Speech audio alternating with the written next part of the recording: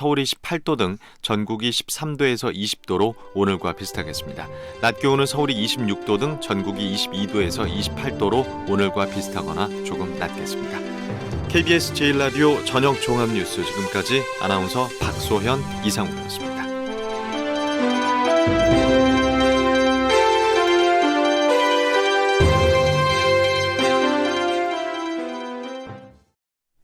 지금 시각 7시 20분입니다. KBS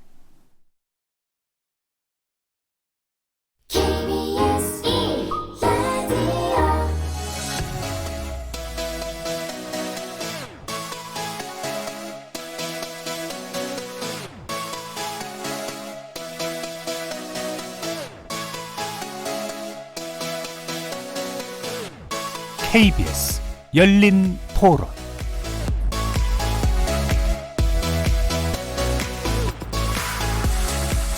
안녕하십니까. KBS 열린 토론 정준희입니다.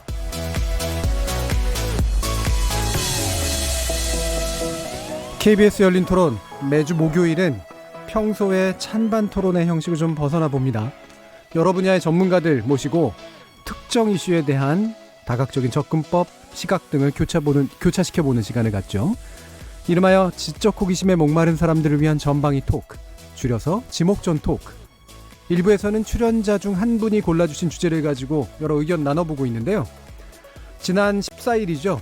사우디아라비아의 석유시설 두 곳에서 일어난 피격 사건으로 중동발 세계 위기가 발발하는 거 아닌가 하는 그런 긴장감이 돌기도 했습니다. 미국이 이란을 배후로 지목했지만 다행히 군사적 보복 조치는 취하지 않기로 결정하면서 국제효과가 안정세를 찾아가는 모습이기는 한데요. 하지만 불확실성이 한도가는 지속될 거라는 전망 역시 만만치 않습니다. 또 이런 가운데 국내 휘발유와 경유 가격은 상승세를 이어가고 있어서 소비자 부담이 커지고 있죠. 그래서 오늘 출연자의 픽은 국제유가가 우리 경제에 미치는 영향이라는 주제를 놓고 중동 정세가 국제유가에 미치는 영향, 그리고 국내 기름값과 우리 경제에 관련된 전망 짚어보겠습니다. 이어서 이번 주 제작진의 픽은 33년 만에 화성 연쇄살인 사건의 용의자가 드러난 것을 다뤄보려고 하는데요. DNA 분석으로 특정이 됐죠. 그래서 DNA 과학 수사에 대한 관심이 높아지고 있습니다. 특별히 법 유전학자 한 분을 모시고 DNA 과학 수사 어디까지 왔나라는 주제로 출연자와 함께 궁금증 풀어보겠습니다. KBS 열린 토론은 여러분들과 함께 만듭니다. 청취자들도 지목전 토크 함께 해주시면서 오늘 주제에 관련해 다양한 의견 보내주시기 바랍니다. 토론에 참여하실 수 있는 방법 안내해 드릴 텐데요. 문자로 참여하실 분은 샵 9730 누르시고 의견 남겨주시면 됩니다. 단문은 50원, 장문은 100원에 정보 이용료가 붙습니다.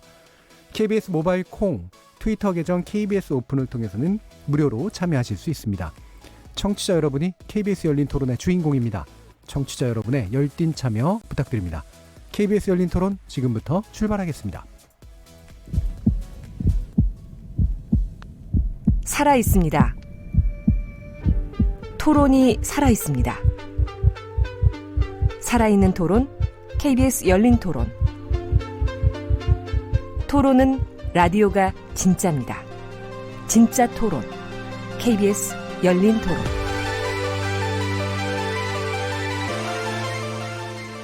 자, 먼저 오늘 함께 하실 분들 소개해드리겠습니다. 경제는 좌도우도 없다. 참 좋은 경제연구소 이인철 소장 나오셨습니다. 안녕하세요. 이인철입니다. 그리고 문화비평가 이태광 경희대 교수 나오셨습니다. 네, 반갑습니다. 나라를 걱정하는 과학자 이종필 건국대 교수 나오셨습니다. 안녕하세요. 이종필입니다. 자, 그리고 규정을 거부한다. 한국 여성 변호사의 손정혜 이사 나오셨습니다. 안녕하세요. 손정혜입니다. 자, 이렇게 경제 전문가, 법률 전문가, 문화비평가, 그리고 물리학자까지 각기 다른 전공과 배경, 개성을 가진 네 분의 출연자와 함께 만들어가는 지적 호기심에 목마른 사람들을 위한 전방위 토크, 줄여서 지목전 토크. 오늘도 어떤 다양한 의견들이 쏟아질지 기대가 자목 큽니다. KBS 1라디오 채널은 유튜브 영상으로도 생중계되고 있는데요. 유튜브 들어가셔서 KBS 1라디오 또는 KBS 열린 토론 검색하시면 지금 바로 저희들이 토론하는 모습 영상으로도 보실 수 있습니다. 구독 많이 눌러주시고요. 의견도 많이 남겨주십시오. 나중에 팟캐스트로도 들으실 수 있고 매일 새벽 1시에 재방송도 됩니다. 자, 이렇게 함께할 방법까지 안내드렸고요. 지목전 토크 출연자의 픽부터 시작해보겠습니다. KBS 열린 토론 주유할 때 보니까 좀 올랐더라고. 차 모는데 당장에 비용이 올라가니까 지나가면서 기름값 전광판 봐가면서 다니니까 그 조그만 게 크게 보일 때가 있거든요. 그게 몇 푼 차이 안 나도 이렇게 막 느껴지는 게 있는 거죠. 그러니까 모든 사람들이 다 오늘이 마지막이라고 기름 넣어야 된다고 왜 주유소에서 다들 줄 서 계실 때 저도 넣었거든요. 저는 그 이후로 지금 지하철 타고 다닙니다. 저도 처음에는 크게 신경 안 썼는데요. 계산을 했다 보니까 차이가 크더라고요. 조금 저렴한 주유소에 간다고 하면 리터당으로 계산해보면 가득 채웠을 때 뭐 크게는 10,000원 차이 나더라고요. 그러면 점심 한번 해결할 수 있으니까 저희 같은 직장인들한테는 크게 다가오죠. 마음적으로 많이 영향이 미치죠. 그렇다고 기름값이 올랐는데 차를 안 갖고 다닐 수도 없고 가게에 마이너스 영향을 미치는 건 사실입니다. 그렇지만 어쩔 수 없이 하게 되는 거니까 자동차를 지금 사용을 안 하면은 일을 할 수가 없는 사회이기 때문에 출퇴근이나 뭐 이제 장거리 그런 데 다닐 때는 차를 이용하고요.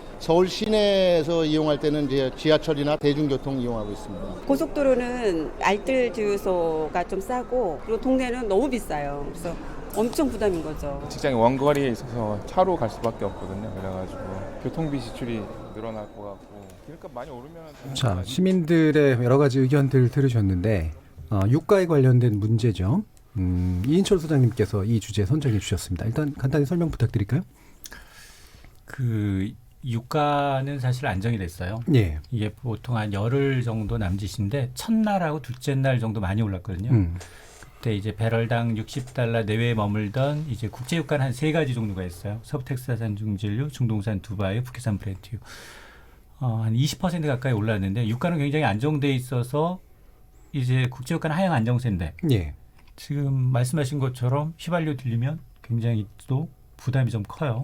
자, 이건 왜 그런지. 그리고 사실 이런 이제 중동의 패권 전쟁을 보게 되면 종교 이념 전쟁이 거슬러 올라가는 그 뿌리 깊게 박혀 있고, 그리고 또 미국이라는 새로운 이제 석유 생산량 1위 국가가 나오면서 이 패권이 좀 이동할 조짐도 있고요. 예. 대외적으로는. 그리고 또 이제 이번 이제 유가 지금 사우디의 피격이 굉장히 이제 주목을 받는 이유가 드론이에요. 드론의 용도가 굉장히 다양해지고 있다. 이게 만일 미사일이나 폭탄이 아니라 대량 살상 무기, 뭐 생화학이라면 어떨까? 이런 끔찍한 생각. 1,000만 원 남짓한 새로운 무기가 예. 이게 이 잠재력이 굉장히 크다라는 것 때문에 파장이 커지고 있는데 어쨌든 우리는 이제 실생활에 미치는 이제 경제적 이제 문제에 대해서 좀 논의해 보기 위해서 이 주제를 선택을 했습니다. 예. 뭐 여러 가지 좀 복합적인 이유들이 들어가 있네요. 일단은 이제 유가가 산정되는 구조가 이제 일단 궁금해지는 측면도 있고, 그다음에 이제 계속해서 문제되고 있는 이 중동 정세라고 하는 거 어떻게 봐야 되나라는 것도 있고, 에너지 패권, 사실 이제 미국이 이제 에너지 패권국으로 또 부상하는 측면들이 있으니까 이것도 또 연관되어 있고, 그래서 경제 문제를 넘어서서 이제 다양한 문제까지 지금 연결이 되고 있는 그런 상태인 것 같습니다. 그래서 뭐 하나하나 좀 살펴보긴 할 텐데요. 일단 이제 그 사우디아라비아 이번에 이제 피격당한 이 석유 시설 이 부분에 대해서도 얘기를 좀 해봐야 될 것 같아요. 이게 이제 아람코 뭐 국영 석유 회사의 시설이죠. 맞습니다. 사우디는 어쨌든 이 석유의 어떤 그 수출 부분에 있어서는 단연 세계 1위입니다. 예. 1위인데 이 사우디 이제 동부에 있는 거예요. 그리고 이제 이 아람코라는 국영 회사의 시설입니다. 예. 두 가지예요. 하나는 유전. 그러니까 정말로 석유를 이제 파헤치는 유전이 하나 피격을 당했고 그 옆에 이제 그 정제하는 공장이에요. 예. 정제해서 수출하려는 목적의 정유시설. 정유시설까지 이제 두 곳이 이제 파괴를 당했는데 이것의 중요성은 둘 다 사우디 내에서는 세계 최대 규모고요. 예. 그리고 하루에 한 700만 배럴 정도를 이제 생산해내는데 70만 배럴 정도 이상 이제 이 사우디 전체 한 70% 달하는 생산을 못하게 된 겁니다. 일시적으로. 예. 그러면서 뭐 이게 전 세계적인 이 파장이 어느 정도 되느냐, 세계 전체 공급량이 한 5에서 6% 남짓이지만 어쨌든 이 호르무즈 해협을 둘러싼 어떤 이런 이 전쟁이 물론 배후부터 시작을 해서 이제 여러 가지 얘기는 나오고 있지만 어쨌든 이제 잠재된 악재이다. 라고 보고 있거든요. 예. 물론 뭐 국제유가 전망이 크게 엇갈리고는 있지만 대체적으로 보면 이제 이런 무력 전쟁만 발발하지 않는다면 크게 뭐 이제 국제유가가 더 뛸 이유는 없다라는 쪽에 이제 무게가 실리고 있는데 어쨌든 이제 이곳을 둘러싼 이제 공격이 이루어져서 이제 사우디의 경우에는 이제 단순히 뭐 이달 말이면 이제 지금 한 75% 정도 복구를 했고 예. 이달 말이면 전부 다 이제 복구가 완료될 거다라고 얘기를 하고 있는데 실질적으로 전문가들의 의견은 좀 다릅니다. 예. 이걸 다 복구하는 데는 뭐 길게는 8개월, 9개월 얘기하는 데도 있기 때문에 이걸 좀 지켜봐야 될 대목입니다. 이게 사우디 측은 사실은 이게 어떤 면에서 보면 되게 빨리 복구하려고 하는 모습을 보이는 건 당연히 예상 가능한데 전문가들의 예상하고 또 갈리는 부분이 있다는 얘기는 약간의 과장도 좀 들어가 있다는 맞습니다. 얘기잖아요. 예. 사우디는 지금 복구와 동시에 조금 비싼 값을 주고 이라크한테 SOS 요청을 하고 있어요. 우리 지금 받아온 물량이 있을 거 아닙니까? 주로 이제 사우디 물량은 70%가 아시아 국가로 향해요.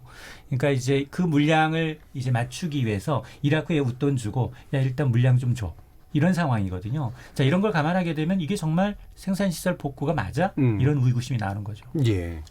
자, 이게 지금 유전지대 또는 이렇게 정유시설 이런 게 이제 일반적으로 사실은 국제 간 분쟁이 있을 때나 이게 최우선 타깃이 되는 시설인 건 맞는데 이런 뉴스들이 또 이제 나온 적이 있었던가라는 그런 또 생각을 또 해보게 돼요. 뭐 여러분들 혹시 뭐 이런 유전지대 관련된 또 중동 정세 이런 데서 뭐 좀 들어보셨죠? 유전을 직접 타격한 경우, 드론을 가지고 타격한 경우가 처음이고요. 보통은 일반적으로는 이제 이라크 전쟁 같은 경우도 유전 시설을 불태웠죠. 이라크 군들이 불태운다든가. 왜냐하면 이제 기본적으로 석유가 공급되지 않으면 지금 경제 체제가 위기가 오고 결국에는 미국 이제 피해가 갈 것이기 때문에 뭐 그런 장기적인 어떤 아마 이번 테러의 목적도 아마 그런 게 있었을 겁니다. 기본적으로 그런 걸 했을 것 같고 그리고 사실 또 이게 지금 이란과의 지금 배후로 지금 이란을 지금 지목하고 있잖아요. 미국이. 그래서 지금 사실 금방 인철 소장님 말씀하신 것처럼 이게 사우디아라비아 유전지대가 복원되는 거하고 이란에 또 이 무역 제재를 가해가지고 석유를 수출하는 걸 이렇게 또 규제하려고 하는 또 그게 있단 말이에요. 그 협정을 다시 지금 핵 협상을 다시 해가지고 트럼프가 또 선거도 앞두고 있고 여러 가지 이유 때문에 지금 그렇게 하려고 그러는 것 같은데 그런 게 복합적으로 작용하면 유가가 이제 상당히 또 불안해질 가능성이 크지죠. 그러니까. 밑태강 교수님, 이 이란 배후설이라고 하는 게 억울할까요, 아니면 아닐까요? 사실 이게 웃기는 게 이란은요 신정 국가거든요. 공식적으로 행정부들은 이제 배후를 지원한 적이 없다라고요. 왜냐하면 민주국가니까 우리가 똑같습니다. 선거를 통해서 이 대통령을 선발하고 이렇기 때문에 선거하고 이렇기 때문에 정치인을 뽑고 그렇기 때문에 공식적으로 사법 체계 내에서 그걸 지원했다고 말하지는 않아요. 하지만 이제 알 수 없는 게 이 사법 체제 위에 있는 종교 지도자들 있죠. 이 지도자들은 시아파 지도자거든요. 그리고 이란이 시아파의 종주국이에요.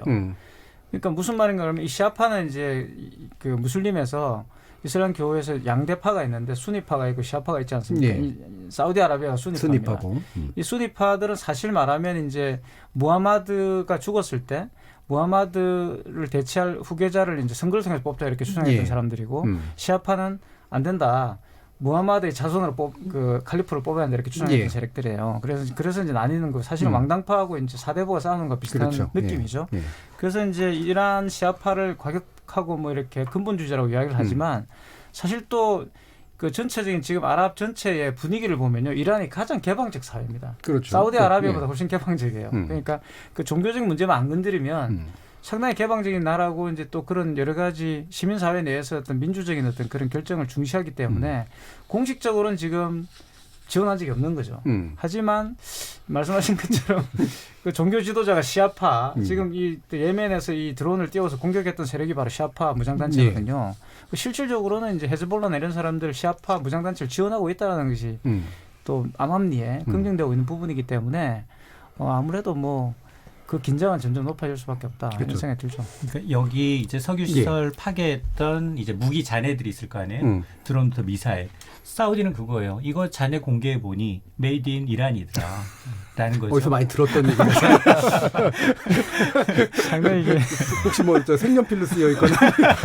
아니 근데 이게 이제 예멘이 이렇게 그 북부 쪽이 이제 후티 반군 시아파 얘네들이 이제 장악하고 있고 남쪽이 그 정부군인데 이제 수니파 쪽이고 그래서 사우디나 이제 UAE나 이런 데서 엄청난 물량으로 이제 또 무기 지원 같은 거 받고 있고 그 군사력으로는 후티 반군 쪽이 아무래도 좀 열악하긴 한가 봐요. 그런데 같은 이제 뭐 시아파인 이란이 뭐 정부 공식적으로는 아니겠지만 뭐 이런 종교적인 이유로 그렇게 뭔가 좀 연결이 됐을 지원했을 가능성이 완전히 배제할 수는 없을 것 같아요. 그리고 이게 사실은 거리가 직선 거리만 해도 이제 수백 킬로 정도 이제 되는 거리인데 그렇죠. 예멘에서 날아가는 네, 예멘에서 날아가는 거.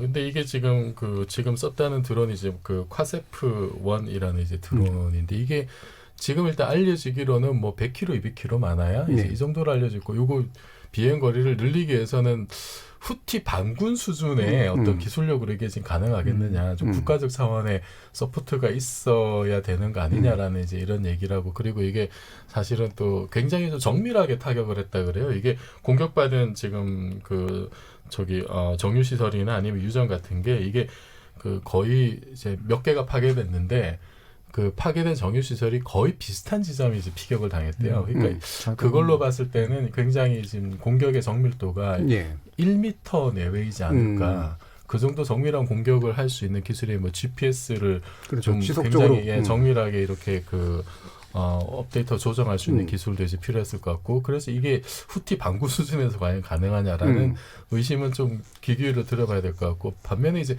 미국은 이게 뭐 방향을 보고 이게 이란 쪽에서 왔다라고 하는데 그거는 사실 뭐 좌표를 설정하기에 따라서 뭐 얼마든지 달라질 수 있는 거니까. 근데 일단 그 드론의 기술이나 지금 파괴를 이런 걸로 봤을 때는 좀 그런 의심을 살 만한 구석이 있는 것 같습니다. 지금 또 이제 드론 얘기가 나왔으니까 사실은 아마 저도 약간 그런 생각인데 미국이 세계에서 최강 국가인데 정보력도 최강이고 야 이거를 이렇게 정확한 정보를 파악하지 못하나 이제 이런 생각이 좀 들더라고요. 사우디 정제 시설 내에 이제 미국이 패트리어트를 설치를 했어요. 근데 미사일 같은 거는 잡아냅니다. 감지가 되는데 그게 이제 360도 방향이 아니에요. 그걸 교묘하게 드론이 파고들었다는 거죠. 굉장히 저비행으로. 그렇습니다. 그렇죠. 그러니까 이제 그러다 보니까 이게 한 대 만드는데 1,000만 원 남짓이에요. 그리고 이제 1,300km를 날아갔다는 거 아니겠어요? 그리고 10대 가지고서 전 세계 원유 생산량의 5, 6%를 이제 손해를 끼칠 수 있다라는 점 때문에 앞서 제가 말씀드렸지만 만에 하나 이게 생화학 무기를 탑재하고 가서 뿌렸다면 지금은 인명피해는 없어요. 이번 사건에 대해서. 그러나 대량의 인명피해가 발생할 수 있다라는 점에서 기존의 이제 미사일 무기 체제의 개념이 완전히 달라진 거죠. 주로 이제 핵탄두, 핵미사일, 대륙간 탄도미사일 이런 거에 집중했다면 드론의 활용도에 따라서 이게 무기 세계의 어떤 새로운 패러다임을 좀 바꿀 수 있는. 그러니까 굉장히 못 사는 나라도 핵무기 못 저렴한 만드는 무기죠. 그렇죠? 그걸 수입하면 되니까. 그래서 이게 반군 수준에서 돈도 없을 텐데 이게 지금 말씀하신 대로 뭐 1,000만 원에서 2,000만 원대라 그러거든요. 대당. 근데 이게 이제 적게는 10대에서 많대는 20대 정도까지 떴다 그러는데 2,000만 원에서 20대에서 4억밖에 안 되거든요. 그리고 이게 이제 군사용으로 아주 정밀하고 고성능으로 만들어진 게 아니라 일단 기본 베이스는 민수용인 것 같아요. 민수용에 저렴한 걸 사다가 4억 들여서 20대를 띄웠는데 근데 이게 가다가 이제 감지도 잘 안 되고 지금 이거를 정확하게 미리 디텍트를 해서 공격하고 이런 시스템이 아직 없어요. 믿을 만한 게. 제가 알기로는 그런 게 없고, 그리고 이게 만약에 가다가 발각이 돼서 이제 공격을 당한다 하더라도 20대가 이렇게 벌떼 비행을 하면 한두 개가 떨어지더라도 나머지가 또 이제 임무 수행을 할 수도 있는 거고, 이게 상대적으로 이제 이렇게 장거리를 가서 정밀 타격하는 무기체계가 순항 미사일 있잖아요. 토마호크 같은 거. 토마호크는 한 발 가격이 뭐 15억, 20억 이러거든요. 그러면은 방금 이제 이 소장님 말씀하셨듯이 정말 저렴한 가격에 이게 완전히 이제 테러의 양상. 그리고 이제 거기 정말 대량 산살 무기가 실려 있을 때 이게 지금 과연 어떻게 되느냐. 지금은 이제 투발 수단이 이제 뭐 탄도 미사일 뭐 이런 것만 생각했는데 지금 1,000km 이상 날아가는 드론이 이제 그런 대량 살상 무기를 탑재했을 때는 이게 지금 어떻게 되는지, 이거는 지금까지 좀 생각하지 못했던 그런 양상이 될 수 있을 것 같습니다. 그러니까 이제 고도의 미사일과 그다음에 되게 빠른 어떤 전투기 체제로 바뀌면서 이른바 방공포라고 그러죠. 이렇게 대포 쏴가지고 비행기 떨어뜨리는 체제가 이제 이미 지나갔다 그랬는데 우리나라가 그 체제가 되게 발달돼 있잖아요. 근데 이번에 드론 사건 때문에 새로 각광을 받고 있다라는 그런 미국이 자존심이 상하죠. 모든 미사일이며 이제 세계적인 핵무기 개발에 대해서는 완전히 컨트롤하고 있다라고 생각을 했더니 빈틈이 생긴 거고, 그리고 이런 사실 항공을 지배한 게 세계를 지배한다라고 하고 할 정도로 이제 자존심이 좀 많이 구겨진 상황이죠. 그래서 사실 트럼프 대통령은 딜레마예요. 이게 지금 처음에는 반응이 이란을 배후에 두고서 완전히 공격할 것처럼 모든 준비는 끝냈다라고 얘기했다가 뒤로 한 발짝 빠졌어요. 그거는 자국의 어떤 내년 11월 총선 앞두고 대선 앞두고 이제 어떤 이 입지를 좀 고려한 게 아니냐. 사실 유가가 올라도 이득이고 내려도 이득이에요. 미국은. 어떤 생산 국가이기 때문에 최대 생산 국가를 2014년부터 부각을 했어요. 그렇게 되면 이 셰일가스로 인해서 지금 수출도 많이 늘고 있는 상황에서 정말로 유가가 오르게 되면 자기의 표밭인 석유화학단지 기업들부터 굉장히 많은 후원을 받을 수가 있거든요. 근데 정작 유가가 올라버리면 소비자들은 부담이 커요.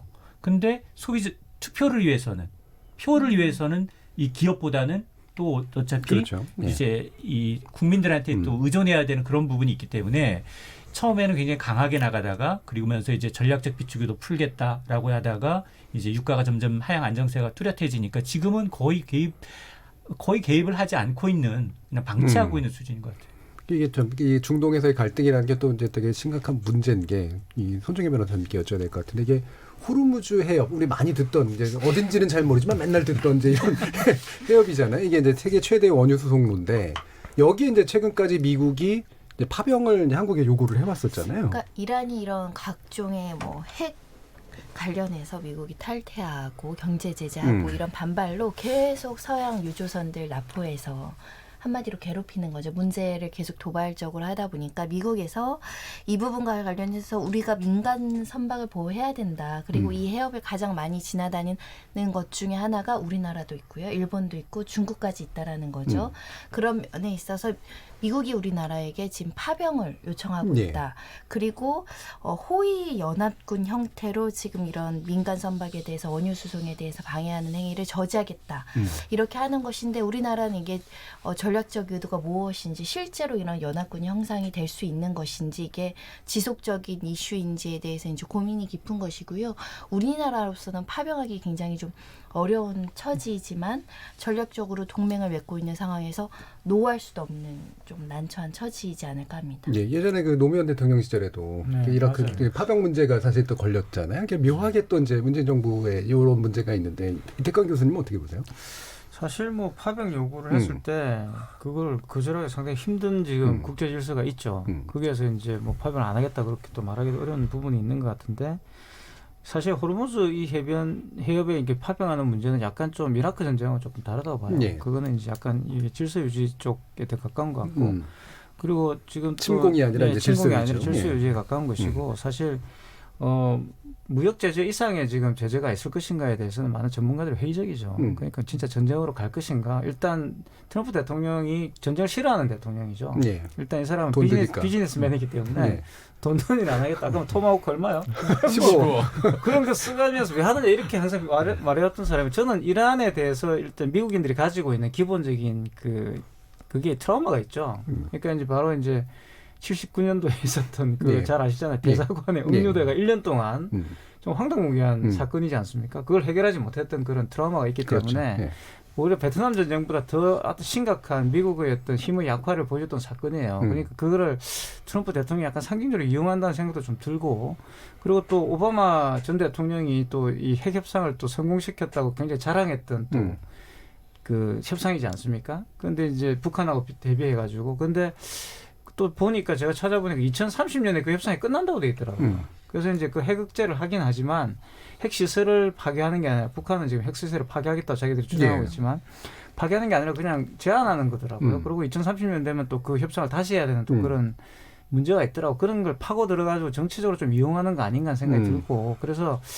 너무 이게 물론 이제 이렇게 가다가 호르무즈 해협에 또 우리도 파병하고 이렇게 잔뜩 군사력을 집중했다가 재수 없이 불통이 튀어서 전쟁이 일어날 수는 있겠죠. 전쟁이 그렇게도 일어나니까.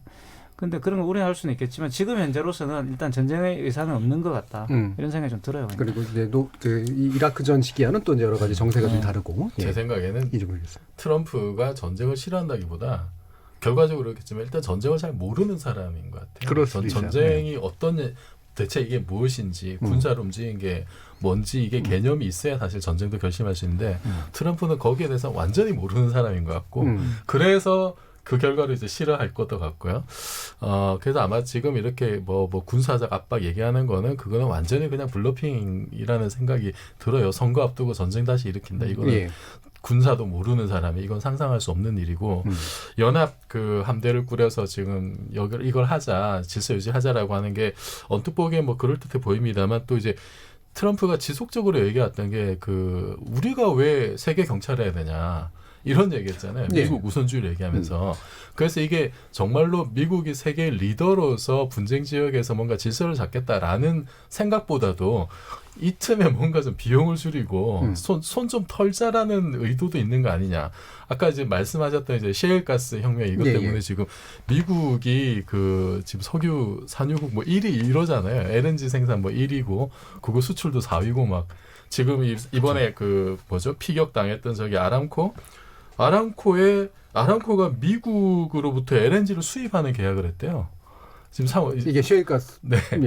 그러니까 사우디가 미국으로부터 지금 그 LNG를 수입하는 지금 이런 시대이기 때문에 그 미국으로서는 사실 이렇게 세계 질서를 유지하고 호르무즈를 안정화시키는 게 자기네 이제 안정적인 에너지 확보가 가장 1차적인데 자기네 나라가 그렇게 석유가 많이 나면 그러면 뭐 굳이 중동에 대한 가치가 옛날보다는 아무래도 약간 떨어질 수밖에 없고 트럼프는 또 그런데 괜히 자기 돈만 들여가지고 우리는 우리끼리 잘 먹고 잘 살 수 있는데 왜 우리 돈 들여서 우리 함대만 가지고 여기를 지키냐 이런 생각이 좀 작동하지 않았을까.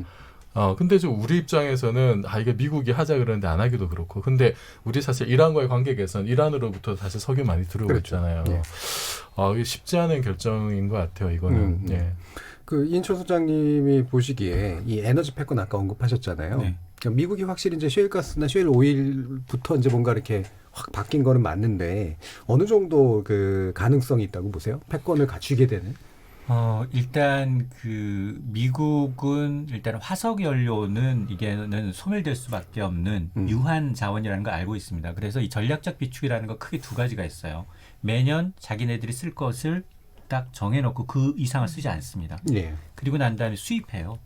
미국은 수입 국가 순위에서도 굉장히 수입값 높습니다.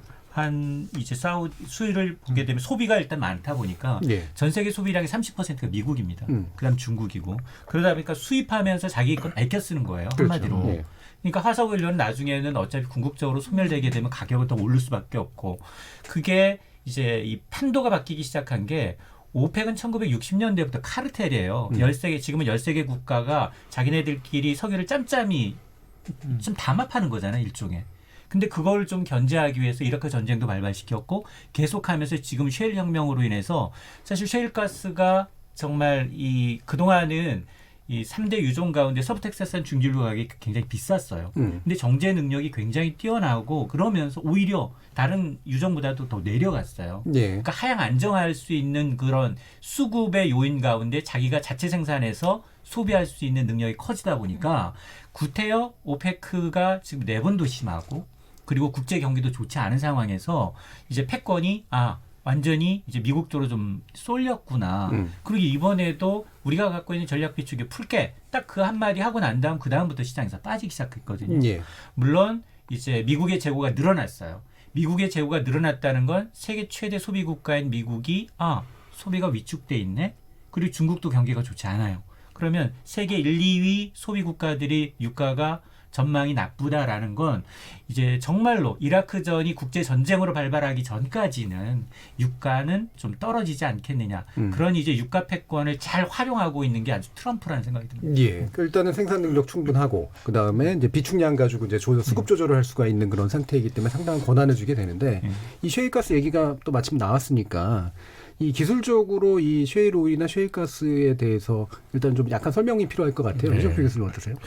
예, 그 퇴저감층 중에 이제 셰일층이라는 게 있고 우리말로 이제 혈암이라고 지층 같은. 이게 그 뭐 지하 한 3,000m 이 정도 층이 두껍지는 않은가 본데 거기 이제 그 사이사이에 뭐 석유나 이제 그 천연가스 같은 게 이렇게 섞여 있는데 옛날에는 기술이 없어서 거기 있는 걸 이제 캐내지 못하다가. 이제 21세기 들어와서 이제 거기 이제 새로운 공법이 나와가지고 이제 뭐 그 프래킹 기법 이렇게 물을 쏴가지고 고압에 물을 쏴가지고 집안을 뚫고 들어가서 이제 뽑아내는 기술이 이제 뭐 먹혀서 이게 가성비가 좀 좋아져가지고 이게 기술이 있다 하더라도 이게 지금 그 채산성이 맞아야 되는 거잖아요. 그게 이제 된 거죠. 경제성이 가성비가 이제 되니까 뽑아 올리기 시작을 한 건데, 근데 이걸 하는 과정에서 아무래도 뭐 지하수 오염이나 뭐 주변 환경 오염은 또 좀 심한 모양이더라고요. 그래도 뭐 돈이 되니까 이거 뭐 석유가 기름이 난다는데. 그래서 지금 미국에서 뭐 상당히 많이 뽑아내고 있고, 지금 석유나 기존에 우리가 보통 아는 석유 뭐 매장량이 뭐 앞으로 뭐 몇십 년, 기로에 100년 이런 얘기하고 있는데, 지금 셰일가스 같은 경우는 추정량이 뭐 200년, 300년 이런 얘기까지 하더라고요. 그래서 사실은 뭐 그래도 한정돼 있겠지만은 오늘을 사는 사람들 입장에서는 뭐 펑펑 써도 되겠네 이런 생각할 수가 있고, 그리고 트럼프 내각에 보면은 이제 에너지를 과소비하는 이제 에너지 기업들 생산하고 그걸로 이제 부를 축적한 사람들이 굉장히 많이 포진해 있잖아요. 그러니까 이런 사람들이 사실은 그 셰일가스 혁명에 좀 그 축복을 받은 사람들, 이 사람들이 트럼프 행정부를 이끌고 있으니까 또 그 관점에서 자기의 이익을 극대화하는 쪽으로 아마도 뭐 정책을 펴거나 그러겠죠. 예, 이 셰일가스가 사실은 이렇게 원래 토양하고 막 암석하고 섞여 있는 상태니까 이거를 제대로 이렇게 유전처럼 뽑아내는 게 안 좋은 상태였는데 이 기술이 이제 지난번 오바마 정부 때 되게 중요한 성과로 이제 좀 지적이 되잖아요. 그러니까 이거 가지고 이제 생산량을 내리냐 마느냐, 채상성에 맞춰서 하냐 마냐, 요거 가지고 이제 많은 조절들이 가능한 그런 상태가 되니까 상당한 패권에 이제 더해지는 그런 측면들이 있는 것 같습니다. 이게 그럼 우리나라 이제 유가는 또 어떨까 이렇게 생각해 봐야 되는데, 손정혜 변호사님 유가 변동 느끼세요? 저는 숫자에 약하니까 제가 제 차에 이제 몇만 원을 넣어야 항상 정액이 있어요. 그러면 그 계기판에 차는 거 있잖아요. 몇 칸 몇 칸. 그러면 그 몇 칸이 덜 차면 비싸졌구나. 꽉 차면 낮아졌고 하는데 요즘에 조금 덜 차더라고요. 그렇게 느꼈고요. 또 요번 사태에 둘러싸고 원전 주가가 올랐다고 그 소식 듣고 지금 이 문제에 대해서 시장은 좀 민감하게 반응할 수 있구나라고 이제 해석을 했습니다. 근데 이번에 보면은 이제 결과적으로는 유가가 급히 이제 급속하게 올랐다 슉 하고 안정되는 모습을 보이긴 하지만, 보면 이제 국내 유가가 반영이 되잖아요. 근데 원래 사실 1, 2주 이상의 차이를 두고 반영이 되는 게 일반적인데 왜 그런 거죠, 인천 부장님? 이게 이제 좀 맞물리는데, 국내 정책상 이제 유류세 인하 정치가 이제 좀 종료가 되니까, 이달 중에 종료가 되니까 그게 이제 서서히 반영된 것도 물론 있고요. 그 다음에 저는 개인적으로 보면 이제 이 하시는 분들, 특히나 이제 자영업으로 이제 하시는 분들은 오르는 건 되게 빨리 반영을 합니다. 그리고 이제 내리는 거는 굉장히 늦게 더디게 반영을 해요. 지금 국제유가가 배럴당 이 서브텍사스산 중진료 기준 이제 당일날 70달러 이상 올랐던 게 지금 56달러예요. 그러니까 이전 수준으로 완전히 돌아갔거든요. 그러면 통상 2, 3주만큼 반영이 되면 지금 한 1, 2주 지났기 때문에 국내 가격도 좀 내려야 돼요. 근데 전혀 내릴 기미는 없어요. 더 오를 것 같아요. 그러니까 이제 이런 것들을 보게 되면 정부는 지금 이런 이제 독과점 문제를 해결하기 위해서 여러 가지 이제 뭐 편리한 이제 이 제도를 하고는 있지만, 그럼에도 불구하고 뭐 이제 좀 이 유가만큼, 그리고 이제 금리만큼 비슷한데요. 금리도 올릴 때 빨리 올리고 예금 금리는 더디게 내리는 것처럼 예대 차이, 예대 차이를 확대하는 것처럼 이 부분도 좀 심각하게, 왜냐하면 지금 이 아프리카 돼지 열병으로 인해서 돼지고기가 물가에 미치는 영향은 굉장히 적습니다. 우리는 체감적으로 많이 먹기 때문에 이제 느끼는 게 크지만, 그러나 유가는 굉장히 커요. 왜냐하면 우리는 대외적으로도 일단 석유를 들여다가 그 원유를 정제해서 파는 게 있고요. 또 석유로 나프타를 근본으로 해서 석유 제품을 만들어서 완제품을 만들어 파는데, 이 단가가 비싸지게 되면 이게 안 사요, 구매 자체가. 그리고 이제 고객들한테 한꺼번에 값을 올릴 수도 없고, 그러다 보니까 이 두 개 제품의 수출 비중이 반도체 다음으로 높습니다. 그러니까 대외적으로도 그렇고 유가가 오르면 우리는 불리한 구조예요. 근데 이번에 저기 한미 정상회담 하면서 미국의 그 천연가스 우리가 들여오기로 했잖아요. 상당히 큰 액수로. 셰일가스. 셰일가스. 이게 장기적으로 이제 미국에서 싼 가격에 들어오는 게 이게 이득이다 이런 얘기도 있던데, 이게 정말 그러면은 우리 경제에 많이 보탬이 되는 건가요? 네, 저는 개인적으로 뭐 평가를 한다면 일본이 더 잘했다. 네. 일본은 중국이 이제 미국산 농산물을 안 들여오겠어라고 하니까 바로 갔어요. 8조 원어치 샀어요. 그리고는 자동차를 익스큐즈 관세 부과는 제외시켰어요. 옥수수 산 거 말씀하시는 맞습니다. 근데 우리는 지금 가서 이제 셰일가스 어차피 수입 다변화해야 되니까 셰일가스 비중, 우리나라가 아마 수입 비중 좀 한 2위 정도 될 거예요, 미국에서 파는. 그러니까 굉장히 늘어가고 있는 건 맞지만, 이게 나중에는 좀 독이 될 수도 있다. 근데 일각에서는 일본이 옥수수 너무 많이 샀다고 되게 욕하는 사람들도 꽤 많던데. 자국에서 욕 먹고 있는데 자국에서 욕 큰 먹고 그림을 있죠. 보면 자동차 관세가 굉장히 크거든요. 그렇죠. 그게 아무래도 옥수수하고 자동차 비교가 안 되잖아요. 아니 근데 농산물은 개방을 해가지고 사실 일본의 농민들은 굉장히 지금 좌절을 겪을 것 같은데. 그것 때문에 지금 트럼프 대통령이 세계 무역기구에 가입된 선진국들은 선진국에서 발 빼지? 이젠 중진국에서 발 빼고 선진국으로 올려놔. 그래서 우리가 지금 농산물만 지금 이제 신흥국 대우를 받다가 이번에 다시 선진국 대우를 받게 되면 두 가지 방패가 있어요. 우리는 자체적으로 쌀 보호하기 위해서 굉장히 많은 보조금 주는데 보조금 주질 못해요, 마음대로. 그리고 똑같이 수입에 대해서 세계무역, 우리 자유무역협정 되게 잘 돼 있잖아요. 농수산물만 방어할 수가 없는 거죠. 자, 그리고 이제 이게 유가 문제가 이제 또 여러 가지 이제 유가 문제뿐만 아니라 이제 중동 정세, 그다음에 뭐 이제 미중 분쟁까지 이제 포함한 그런 상태에서 지난번에도 이제 인천 소장님께서 다뤄주신 이제 아래 공포를 얘기해 주셨잖아요. 이게 이제 지금 어떤 영향을 줄까? 뭐 일각에서 이제 뭐 보통 이제 유가가 많이 오른다 그러면 막 언제나 되게 트라우마가 되게 강한데 생각보다 그 충격은 그렇게까지 크지 않을 수 있다는 전망도 있고요. 어떻게 보세요? 좀 왜냐하면 이제 OECD든 IMF든 추세를 보게 되면 대부분 미국, 중국 그리고 아시아 국가들의 성장률을 올해뿐만이 아니라 내년까지도 낮추고 있어요. 그래서 지금 사실 지금 우리은행의 이제 독일 국채 연계형 금리 상품에 투자하신 분들이 원금 손실 나는 이유가 선진국들은 이미 지금 제로 금리 내지 마이너스 금리예요. 이 얘기는 스위스 같은 경우에는 마이너스 0.75%예요. 1억 원을 대출을 받으면 9,500만 원 갚으십시오. 돈 좀 써주세요. 근데 경기 침체할 걸 대비해서 계속 중앙으로만 돈이 쏠리고 있다는 얘기거든요. 이게 내년에도 갈 수 있다라는 거예요. 그러니까 국제유가가 지금 많이 이렇게 국제 분쟁에 의해서 이라크가 쿠웨이트 침범했을 때는 그 당시에는 뭐 2배로 올랐어요. 국제유가가. 그럼에도 불구하고 지금 잠깐 오르다가 바로 꺾이는 이유가 경기가 굉장히 무시할 수 없다라는 거예요. 그러니까 미국의 어떤 방어라든가 전략 비축 우유가 나온다든가 이런 것뿐만이 아니라 기본적으로 경기가 약하니까 그 충격이 외로 그렇게 크지 않게 되는 또 그런 역설적인 현상도 있군요. 지금까지 그러면 이 중동 문제부터 해가지고 유가 문제까지 또 드론 문제까지 다양한 문제를 살펴봤는데요. 청취자들이 보내주신 의견 들어보고 가겠습니다. 정의진 문자캐스터. 네, 안녕하십니까. 문자캐스터 정의진입니다. 국제유가가 우리 경제에 미치는 영향이라는 주제로 청취자 여러분이 보내주신 문자 소개해드리겠습니다. 먼저 콩 아이디 2583님. 유가, 내릴 때는 전에 비싸게 샀다고 천천히 내리고 올릴 때는 번개같이 올리고 이런 짓 좀 법적으로 못하게 하는 방법 없을까요? 늘 소비자만 피해를 입는 것 같아요. 콩 아이디 김종무님. 베네수엘라의 석유 채권을 중국이 가지고 있는데 사우디가 공격당하면 베네수엘라 마두로 대통령도 석유 팔 기회가 오니까 과이도 국회의장을 밀던 미국 입장이 꼬이게 될 겁니다. 가뜩이나 미중 무역 갈등이 첨예한데 말이죠. 유튜브로 의견 주신 세상만지고 청취자분. 이번 사우디 석유시설 피격 사태로 인해 원유가스의 안정적인 공급처가 이젠 미국임을 인식시키는 에너지 패권을 잡는 좋은 계기가 됐을 듯합니다. 유튜브로 의견 주신 이창섭 청취자분. 중동의 지정학적 불안감 때문에 미국에 셰일가스 수입하는 게 이젠 더 안전하게 생각되네요. 한국도 중동에 의지해온 에너지 전략을 전면적으로 재검토해야 합니다. 이젠 다변화할 수밖에 없다고 봅니다. 라고 보내주셨습니다. 네, KBS 열린 토론. 지금 방송을 듣고 계신 청취자 모두가 시민 농객입니다.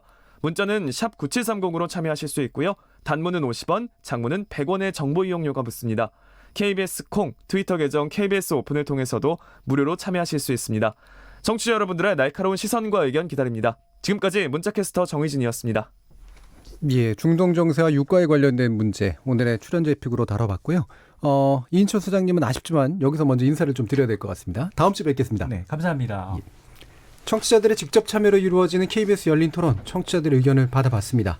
10여일 전 사우디아라비아 핵심 석유시설 피격 사건을 둘러싼 미국과 이란의 갈등, 점차 변화하고 있는 국제 에너지 패권, 그리고 국내 기름값, 우리 경제의 영향, 드론 문제까지 지목전 토브 출연자 에픽에서 짚어봤습니다. 여러분들께서는 KBS 열린 토론과 함께하고 계십니다.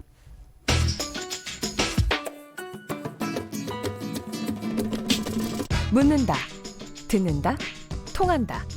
KBS 열린 토론. 듣고 계신 청취자 여러분 감사드립니다. 들으면서 답답한 부분은 없으신가요? 궁금한 점은요? 그렇다면 함께 토론에 참여하시죠. 유료 문자 샵 9730을 이용하시면 됩니다. 단문은 50원, 장문은 100원의 정보 이용료가 있습니다. 스마트폰 어플리케이션 KBS 모바일 콩을 통해서도 무료로 참여하실 수 있습니다. KBS 열린 토론은 언제나 열려 있습니다. 듣고 계신 KBS 열린 토론은 매일 밤 1시에 재방송됩니다. 경찰은 2006년 4월 2일 공소시효가 완성된 이후에도 진실규명 차원에서 당시 수사기록과 증거물을 보관하면서 국내외 다양한 제보들에 대하여 사실관계 확인 절차를 진행해 왔습니다. 특히 DNA 분석기술 발달로 사건 발생 당시에는 DNA가 검출되지 않았지만 오랜 기간이 지난 후에도 제 감정에서 DNA가 검출된 사례가 범인이 아직 안 잡혔다 그래서 되게 걱정하고 있었는데 여동생이 있거든요. 그래서 되게 걱정하고 있었는데 이번에 잡혀서 되게 다행이고 개구리 소년 미제 사건도 많이 잡혔으면 좋겠어요. 이제 수사를 잘 못한 거를 감추려고 제대로 밝히질 않는 게 아닌가 싶어 보니까. 아무리 그때 당시에 그런 DNA 수사가 덜 발달돼 있었다고 해도 좀 더 자세하게 했으면 찾을 수 있잖아. 지금 와서 찾는 것도 사실 웃기고 못 믿겠어요, 사실 잘. 그냥 과학이 많이 발전했구나라는 생각했어요. 좀 더 빨리 했으면 좋았을 텐데 라는 생각. 자, 두 번째 지목전 토크 시작해보죠. 지적 호기심에 목마른 사람들을 위한 전방위 토크. 두 번째 주제는 DNA 과학 수사 어디까지 왔나입니다. 문화비평가 이태광 경희대 교수, 물리학자이신 이종필 건국대 상호교양대 교수, 그리고 한국여성변호사의 이사이신 손중희 변호사, 이렇게 세 분 계속 같이 하고 있고요. 오늘 특별 초대 교수님이신 임식은 송균관대 대학원 과학수사학과 교수를 모시고 새롭게 지목전 토크 시작해보겠습니다. 자, 임식은 교수님 와주셔서 감사합니다. 네, 안녕하세요. 반갑습니다. 제가 듣기로 이제 20년 넘게 국가수사 유전자 분석을 해오셨다고 들었고요. 최근에 이제 대학에 또 옮기시게 된 거죠. 그러니까 국가수사에 굉장히 오래 계셨는데 본인 소개 잠깐 부탁드립니다. 예, 저는 1997년 1월부터 이제 입사를 해서 국립과학수사연구원 이제 지금 현재 법유전자과고요. 예.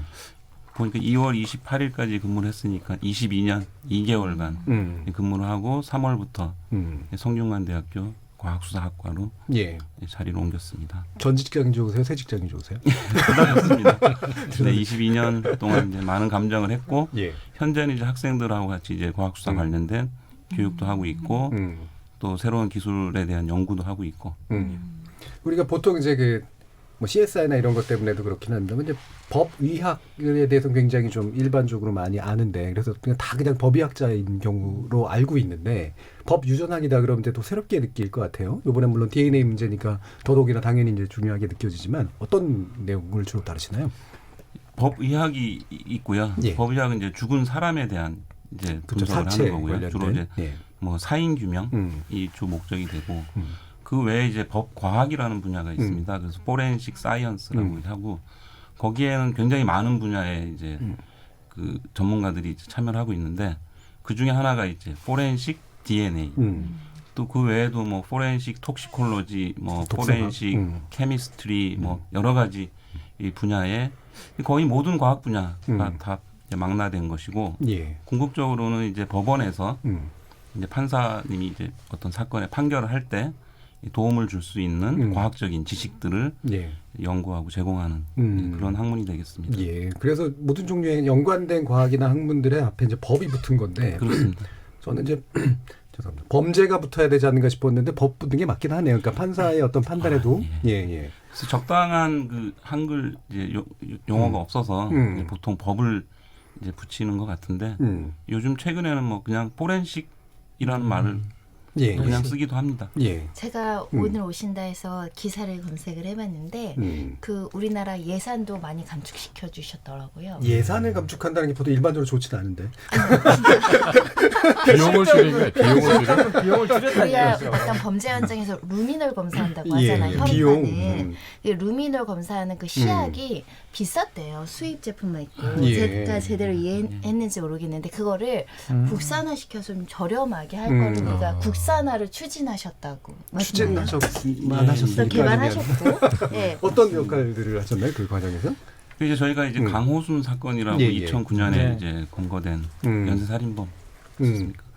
그 사건의 이제 결정적인 증거가 됐던 것이 그 눈에 보이지 않던 아주 작은 미량의 혈흔이 그 이제 잠바에 이제 묻어 있었고 그걸 찾을 때 보통 쓰는 시약이 이제 루미놀이라고 하는 보통 CSI 드라마에도 많이 나오고 불을 끄고 뿌리게 되면 빛이 나는 그런 시약인데 뭐 전량 이제 보통 수입을 해서 쓰고 있고요. 굉장히 이제 고가의 시약이죠. 그거를 이제 써서 이제 강호순 사건이 이제 크게 연쇄 범죄가 이제 드러나고 하면서 그때부터 우리 그 과학수사 요원들 경찰의 요원들하고 같이 이거 국산화 좀 해보면 어떨까 그래서 쭉 계속 같이 연구를 하다가 재작년이죠. 벌써 기억이 가물가물한데 네, 국가수 있을 때 이제 최종 그 이제 완성을 해서 그러니까 수입 대체가 가능하게 이제 이렇게 국산화를 했고 가격이 한 10분의 1 정도 되고 엄청나게 줄이셨네. 특허도 내고 또 뭐 상도 받고 그랬습니다. 상만 받으셨어요? 보상금도 많이 받으셨어요? 보상금 받았습니다. 제가 알기로는 근데 그 기술 특허권을 국가에 양도하셨다고. 그렇죠. 제가 공무원이고 같이 했던 우리 과학수사 요원도 원에서 하신 건 아니. 나오셔서 하시지 그러셨어요. 어마어마한. 진짜 일자시네. 그러게요. 네, 역시나 과학자가 중요합니다. 동의합니다. 10분의 1이면 대단하죠. 그러니까 이게 이제 지금 계기가 된 게 어쨌든 이게 강호수 사건 물론 얘기하셨지만 이제 화성 연쇄 살인 사건 참 뭐 우리나라 사람이라면 다들 이제 뭐 적어도 경험했건 아니건 간에 알고 있는 이제 그런 사건인데 이 용의자가 이제 33년 만에 저는 사실 이게 풀 일이라고 기대를 안 했거든요. 근데 이게 특정됐다라는 것 자체가 되게 놀라운데 이게 이제 그 이 DNA 수사 기법이 발달됐기 때문에 가능한 거라고 들었어요. 이게 어떻게 이렇게 이루어진 거죠?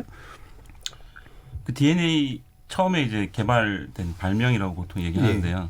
1984년에 영국의 이제 알렉 제프리라고 하는 유전학자가 이제 다른 실험을 하다가 이 사람마다 좀 다른 패턴을 보이는 DNA를 발견했고, 근데 이제 그 당시 처음에는 이 용도를 이제 뭐 몰랐죠. 근데 어느 날 아침에 이제 이거를 사람을 식별하는 데 쓰면 되겠구나라는 생각을 했고. 처음으로 그 당시에 그 지역에서 있었던 2건의 연쇄 살인 사건에 적용을 해서 이제 해결을 하게 되고요. 그게 이제 전 세계적으로 퍼지게 되고 우리나라에도 처음 들어온 것은 91년입니다. 처음에 이제 국립과학수사연구원에 유전자 분석실이 생기게 됐고요. 그 생기게 된 이유는 뭐 아시겠지만 화성 연쇄 살인 사건의 그 증거물을 우리나라에 실험실이 없으니까 이제 일본에 가서 이제 분석을 했고 그걸 가지고 용의자랑 맞췄는데 이제 맞지 않았던 케이스고 뭐 당연히 우리나라에도 그럼 이제 이런 걸 만들어야 되겠구나 이렇게 해서 만들게 됐고 처음 감정서가 나간 게 아마 92년도에 이제 나가기 시작을 했고요. 그 후에 이제 계속 지금 벌써 몇 년, 30년 가까이 지금 돼가고 있는 거잖아요. 그렇죠. 그 사이에 기술 개발은 뭐 그 쉽게 생각하시면 그 당시에 이제 전화기가 예를 들면 지금 우리 스마트폰으로 바뀐 것처럼 DNA 감식 기술도 마찬가지입니다. 그러니까 감식 기술이 이제 이런 걸 알아내는 그러니까 다 발견하고 확인하는 것도 있지만 이게 이 사람 거다라고 하는 거를 정확하게 이제 딱 맞출 수 있는 기술이 또 중요할 것 같은데 이게 그 정보값을 뭐 이렇게 뽑아서 대조하는 뭐 이런 방식이 있는 건가요? 우리가 분석하는 그 DNA 그 분석 결과는 사실 그 자체로는 누군지 아무 정보도 없고 모릅니다. 그래서 이 좋은 비유는 우리 지문 있잖아요. 이 지문도 우리가 현장에서 나오게 되면 누구 건지 알게 되는 거는 이미 알고 있는 우리 모든 사람들의 지문을 데이터베이스 했기 때문에 가능한 거죠. 그 데이터베이스가 없는 경우에는 어떻게 그럼 확인하냐면 대조시료가 있어야 되는 거죠. 그래서 예를 들면 대조시료라고 하면 용의자가 될 수도 있고 또 우리 신원 확인 같은 경우에는 가족들이 되고 항상 이렇게 비교를 통해서 일치하냐, 일치하지 않느냐 이제 그걸 가지고 이제 판단을 하게 되고 대부분의 용의자가 있으면 바로 이제 비교를 합니다. 예. 용의자가 없을 때는 뭐 비교할 대상이 없는 거죠. 그렇죠. 예. 그래서 보통 미제로 남게 되고 뭐 그 데이터베이스가 이제 그런 목적 때문에 사실은 설립이 된 거고요. 미리 그걸 이렇게 가지고 있으면 어떤 사건이 일어날 때마다 이제 검색을 통해서 신원을 확인할 수 있고 신속하게 그 재범을 막을 수도 있고 그런 그 유용성이 있기 때문에 데이터베이스가 굉장히 중요한. 예. 그러면 이 데이터베이스라고 하는 게 법적으로 사실은 이게 뭔가 이렇게 근거가 있어야 될 거 아니에요? 이 법이 이제 시행된 게 2010년 본격적으로 2005년부터 법안은 발의됐다고 하는데 뭐 여러 가지 뭐 인권 침해 문제나 뭐 제도적인 미비로 시행된 건 굉장히 2010년에 이르러서 그것도 단계별로 시행하다 보니까 아마도 요번에 데이터 그 대조하는 군도 요번에야 알게 된 것 같고요. 이 DNA법 시행되고 굉장히 그래도 많은 사건들을 해결해 오고 좋다. 긍정적인 이야기도 있지만 그만큼 또 이거 개선해야 된다. 문제점이 많다. 이런 것들도 굉장히 많이 지적이 되고 있어요. 가장 대표적으로는 법을 보시면은 검찰하고 경찰이 이중으로 찢어져서 관리하는 게 있거든요. 예. 이것도 서로의 이제 지금 검경 수사권 조정 이야기가 나오지만 서로의 권한을 놓지 않기 위해서 원래는 한 기관에서 관리를 하면 되는데 수용자권은 검찰이 관리하고 범죄 현장이나 구속된 피의자 단계권은 지금 경찰이 DNA를 수집해서 관리하거든요. 이런 문제는 이제 시정해 나가야 될 것인데 어찌됐든 뒤늦게라도 DNA법이 시행돼서 수용자들의 DNA를 채취해서 비교 분석할 수 있고 그 데이터베이스를 지금 구축할 수 있는 것은 굉장히 갈목할 만한 성과라고 보이고요. 이게 법이 딱 시행됐다고 해서 일거에 전국의 모든 수용자들이 DNA를 채집할 수는 없잖아요. 예. 그래서 단계별로 채집하는 과정에서 아마도 이 사건도 이렇게 뒤늦게라도 진실에 좀 가까운 성과가 생긴 게 아닌가 생각이 들고요. 얼마 전에 드들강 그 여고생 살인 사건도 결국 이 DNA 그리고 복역 중에 채취한 DNA가 일치해서 잡아낸 거거든요. 그래서 아마도 과거의 미제 사건 중에 향후에 이런 식으로 드러난 사건이 꽤 있을 것이다 라고 예상해 볼 수 있습니다. 이게 법이 참 의외로 최근에 도입된 형태여가지고 뭐 여러 가지 좀 생각들이 나는데 이 부분 뒤에서 좀 더 알아보고요. 일단 DNA 문제에 맞게 좀 더 얘기해보죠. 이게 제가 물리학자한테 물어보는 게 맞는지 모르겠습니다만, 예, 이 DNA라고 하는 거 이게 뭐 알기 쉽게 만약에 설명해 주신다면 어떨까요, 이게 우리가 이제 진화를 하려면 뭔가 유전이 되는 게 있어야 되는데 그럼 유전을 하는 형질을 유전하는 유전 물질의 정체가 뭐냐? 요거를 이제 19세기, 20세기 때 굉장히 이제 많이 찾아 나섰고 그 후보로 이제 지목이 된 게 이제 DNA죠. 이게 원래 풀네임이 데옥시 리본 뉴클레익 엑시드 뭐 이제 이런 식으로 돼 있는데 그 줄여서 앞글자만 이제 DNA라고 하고 이 물질 처음 발견한 건 1869년이에요. 예. 그러다가 이제 이게 그 유전 물질의 본체다. 그렇게 이제 특정을 하게 된 게 뭐 이제 20년대 와서 뭐 그리피스 그리고 40년대 에이버리 이런 사람들이 연구를 하면서 DNA가 유전 형질에 결정적 영향을 미치는 게 아니냐. 그러다가 51년에 이제 정말로 결정적인 허시 체이스 실험이라고 유명한 게 있어요. 박테리오파지에다가 그 방사성 동위원소를 이렇게 넣어가지고, 그러니까 추적기를 단 거죠. 추적기를 달아서 단백질로 유전 물질이 이제 이렇게 옮겨 다니냐, 아니면 DNA로 옮겨 다니냐. 그 DNA다라고 하는 걸 거의 이제 확정을 하게 됐고, 그리고 53년에 이제 왓슨과 크릭이 그 DNA의 분자 구조를 이제 완전히 해명하는 그런 역사적인 논문을 써서 그때부터 사실은 분자 생물학의 시대가 열렸다고 하거든요. 분자 생물학이죠. 네, 현대 생물학의 아주 중요한 기점이 된 게 이제 53년 왓슨과 크릭의 이제 이중나선 구조를 밝혀낸 그때입니다. 예. 그래서 이제 우리가 유전하면 대부분 뭐 맨델의 콩 뭐 맨날 이런 거 생각하는데 근데 사실은 그 단계까지는 이게 DNA의 존재도 잘 모르던 그런 시점인 거죠, 임진 교수님. 그러면 이게 DNA 분석을 한다. 다시 이제 범죄로 좀 돌아오면 이게 정확도가 엄청나게 높다고 얘기를 하는데 그게 가능한 이유는 어떤 건가요?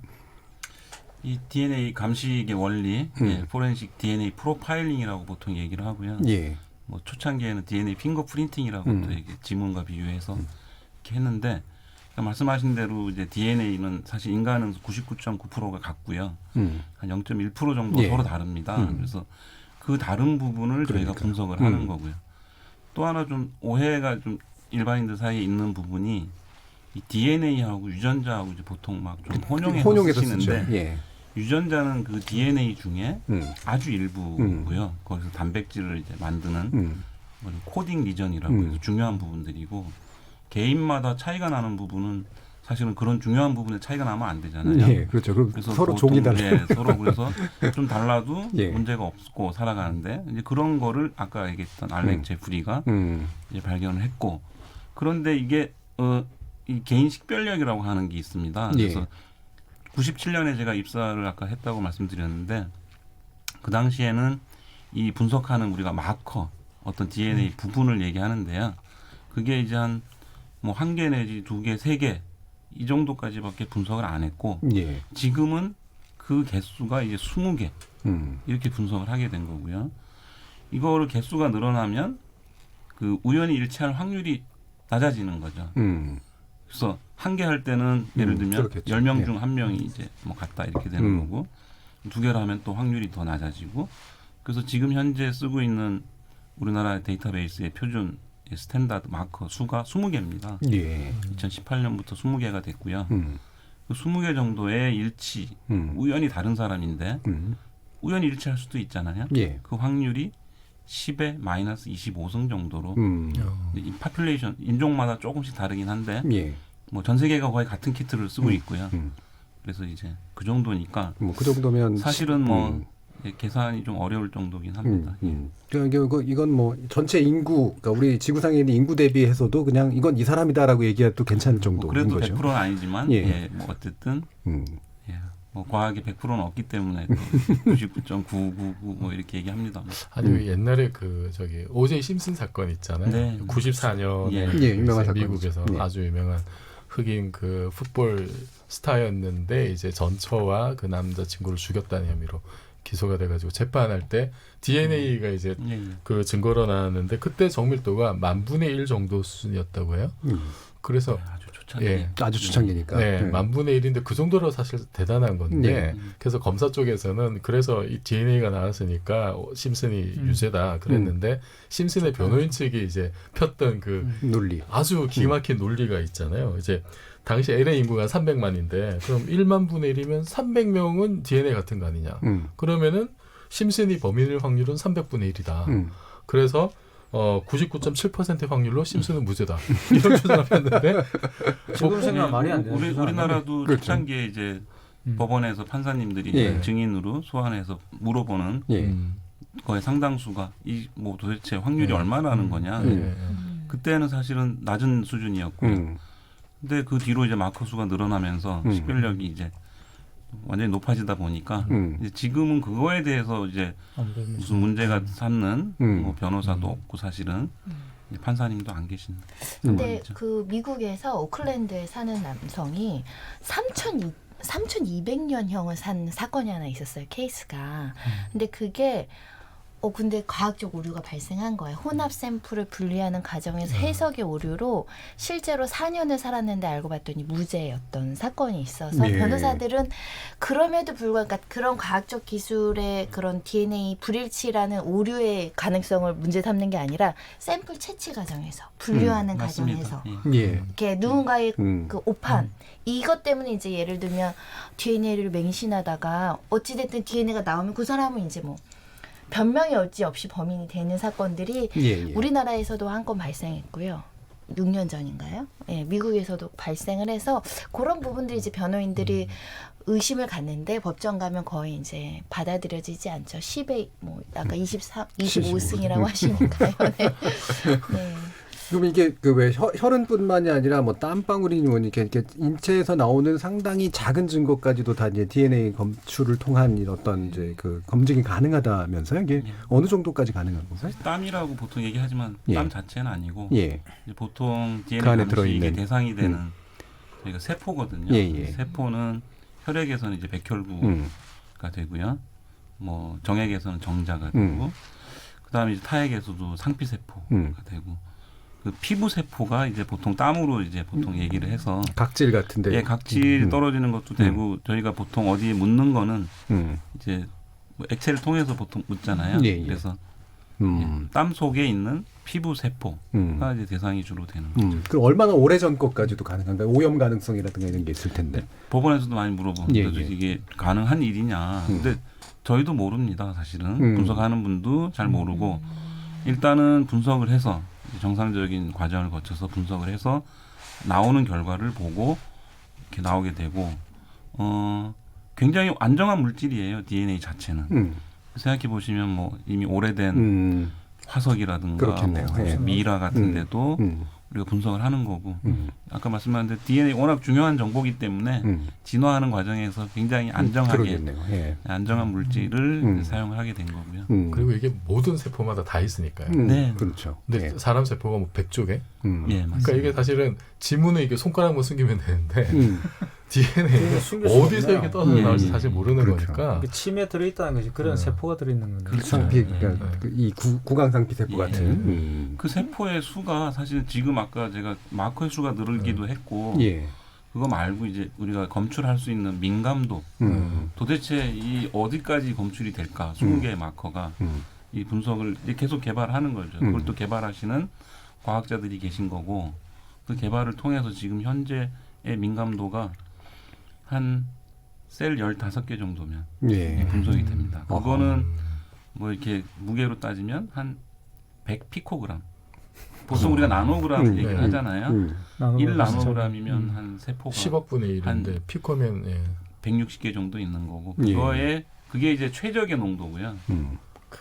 그거에 한 10분의 1 정도 돼도 이게 나오는 거죠. 그래서 지금 점점 추세가 뭐 혈흔이라든가 뭐 정액 이런 것 눈에 보이는 거는 이제 범죄자들도 많이 지우려고 하죠. 그렇죠. 지문도 장갑 끼고 범죄를 하는 추세니까.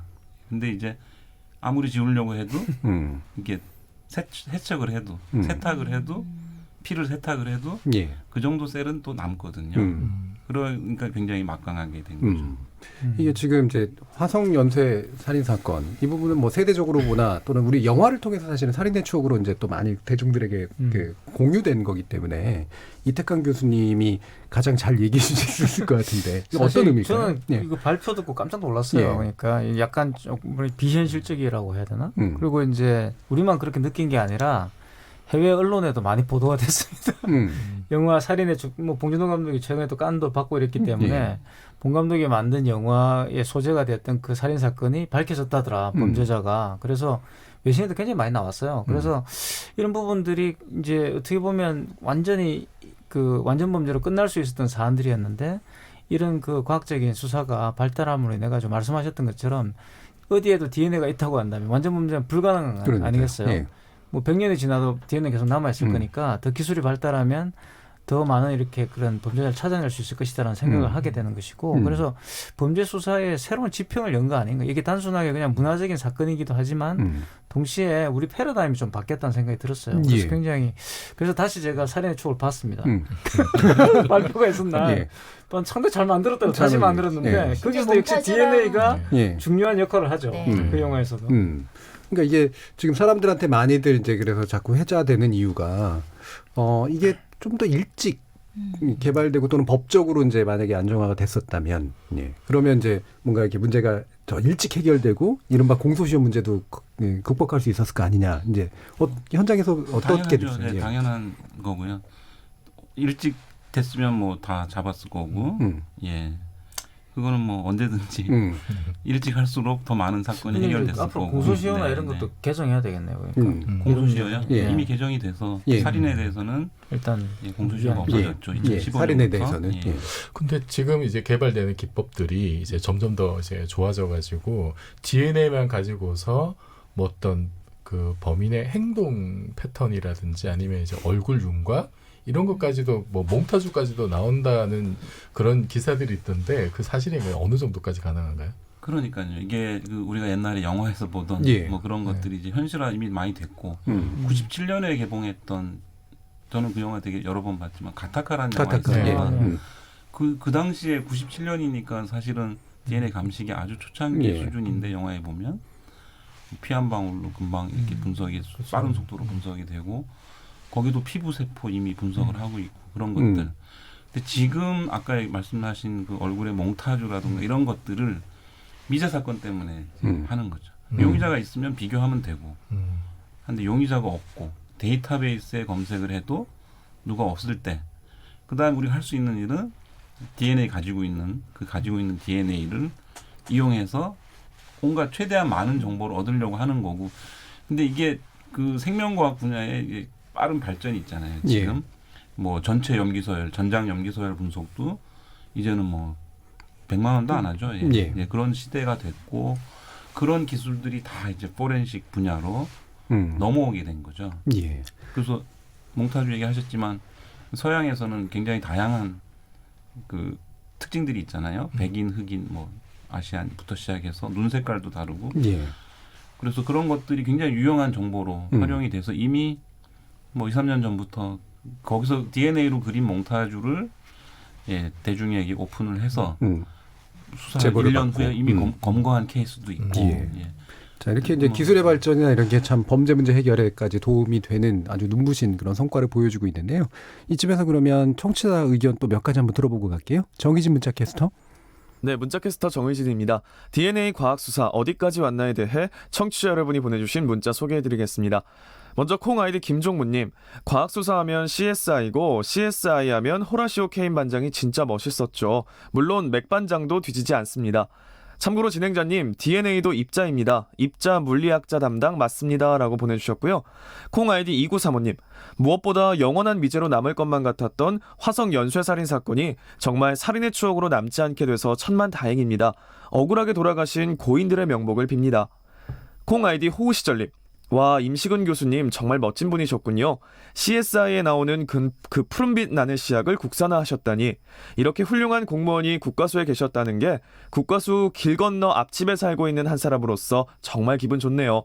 앞으로도 좋은 기술 많이 만들어주시기 바랍니다 해주셨네요. 네, 지금까지 문자캐스터 정희진이었습니다. 지난번에 이어서 이게 이종필 교수님을 계속 이렇게 언급하시는 뭔가 이렇게 약간 관련성이 있어 보이는 글들이 되게 많이 좀 느껴집니다. 네, 제가 사전 공작을 좀 했습니다. 네. 자, 이 DNA법에 대해서 아까도 이제 잠깐 얘기했습니다만 이게 참 어려운 문제 같아요. 손정희 변호사님 보시기에 인권 침해적 요소 분명히 있고, 그죠? 헌법 불합치 결정에 나온 근거는 이 어찌됐든 인간의 어떤 그 세포? 라고 말씀하셔. 이거를 채취하려면 동의를 받거나 영장을 가져와야 되는데 보통의 영장 과정에서는 의견을 진술하거나 불복해야 할 수 있는 절차가 있어야 되는데 그게 없다는 거죠. 그런 부분들이 가행금지 원칙이다. 최소 침해 원칙에 반하기 때문에 연말까지 대체법을 마련해야 되는 거죠. 그러니까 불복 절차를 두든가 의견 절차를 주든가 법원에서 영장을 청구하고 발부할 때 그러면 피의자 의견도 좀 들어달라는 거죠. 나는 내 세포 줄 수 없다. 이랬을 때 그걸 의견을 표명하거나 불복할 수 있는 절차는 충분히 제도적으로 입법이 가능하거든요. 그런 부분들은 보완해 나가면 좋지 않을까라는 생각이 듭니다. 마지막으로 임식은 교수님께 짧게만 여쭙겠는데 이게 뭐 유병헌 사건도 다루셨다고 들었고요. 세월호 사건에 대해서도 다루셨다고 들었는데 실제로 이제 다뤄보신 경험을 가지고 계신 분으로서 이 DNA 관련된 법 체계나 이런 국민들의 인식이나 이런 것들이 어떤 식으로 좀 자리가 잡혀져 갔으면 좋겠다. 뭐 제안 말씀 있으신가요? DNA가 갖는 그 과학수사에서 갖는 위치가 이미 전 세계적으로 다 입증이 됐고 뭐 70개국 이상에서 하고 있고 뭐 이미 먼저 시작한 뭐 영국이나 미국 같은 데는 굉장히 많은 수의 범죄자들이 들어가 있어요. 우리나라는 거기에 비하면 사실은 굉장히 적은 수가 들어가 있는데 그 데이터베이스에 이미 많이 들어가 있는 법에 지금 아까 말씀하신 것처럼 우리나라 굉장히 11개 주요 범죄만 해당이 되고 그래서 23만 명입니다. 현재 23만 명, 5천만 명 중에 23만 명이고요. 95년에 시작했던 영국 같은 데는 인구가 한 우리나라랑 비슷한데 잉글랜드, 웨일즈에서 한 600만 명이 들어가 있고요. 미국도 한 1,500만 명 이상, 중국은 거의 5천만 명, 뭐 이런 식으로. 그 이제 그런 나라들은 사실은 뭐 사소한 범죄라도 저지르면 이제 많이 수록을 합니다. 그래서 우리나라의 데이터베이스를 보는 외국의 이제 전문가들은 10년이 지나도 이게 물론 잘 되고 있지만. 좀 더 이 수를 늘리는 게 더 중요하다. 범죄 해결을 위해서. 사실 미제 사건 같은 경우에 누군가의 DNA니까 이론적으로는 예, 전 국민을 검사하면 잡게 되는 거거든요. 물론 이제 다른 반론이 있긴 하겠지만. 현재는 11개 범죄로 추려져서 가장 좀 약해 보이는 게 주거 침입, 재물종, 손괴. 거기까지만 수집할 수 있는 상황입니다. 예, 범죄적인 측면에서 보면 전 국민이 대상이 되면 좋겠지만 또 인권 침해가 있기 때문에 그 적정한 기준을 잡아가는 것이 제일 중요할 것 같습니다. 오늘 이제 국제 유가가 우리 경제에 미치는 영향 그리고 이렇게 DNA 과학 수사 어디까지 왔나 두 가지 주제를 가지고 다양한 의견 나눠봤습니다. 모두 함께해 주셔서 감사합니다. 감사합니다. 고맙습니다. 저는 내일 저녁 7시 20분에 다시 찾아뵙겠습니다. 지금까지 KBS 열린 토론 정준이었습니다.